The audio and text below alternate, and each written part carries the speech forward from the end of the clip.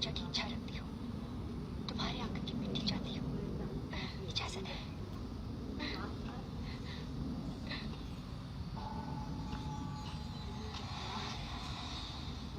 देखो सास को ही नहीं छोड़ देगा।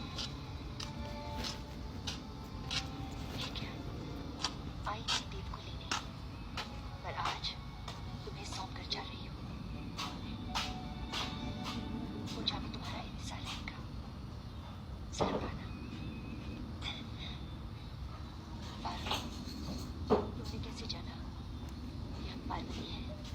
देव बाबू हमेशा कहते थे कि हमें ढूंढते हुए कोई औरत तुम्हारी चौखट पर आए तो बिना पूछे ही मान लेना कि वो पारो ही है। ये क्या करें? जिस औरत की जगह मैं कभी न ले पाऊंगी उसके चरणों की धूल ले रही। सुना था हमने, यहाँ की लड़कियाँ बहुत खूबसूरत होती है, पर तुम्हारे पास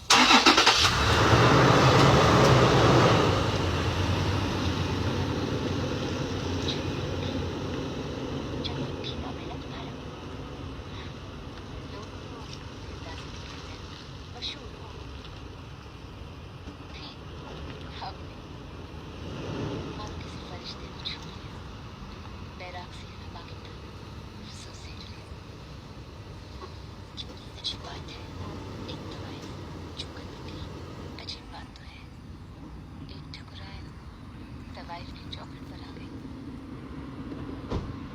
देव कहाँ है? हम भी बेताब हैं उनकी आहट सुनने को।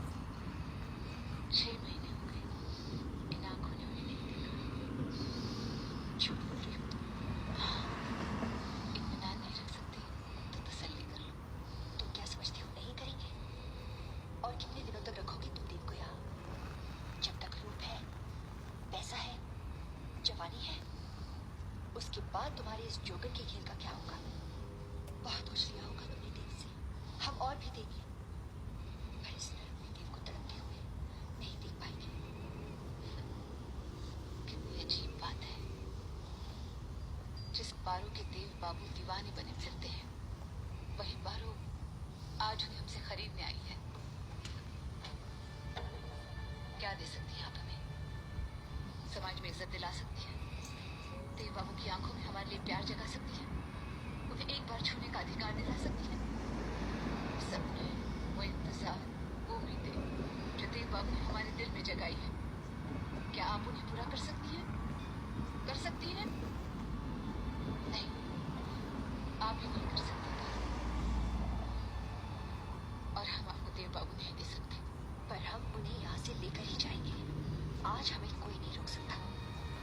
न तुम, न ये समाज, न देव खुद। एक बात मत भूलो, दवाई वो की तकदीर में शौहर नहीं होती। तवाइफों की तो तकदीर ही नहीं होती ठकुराइन।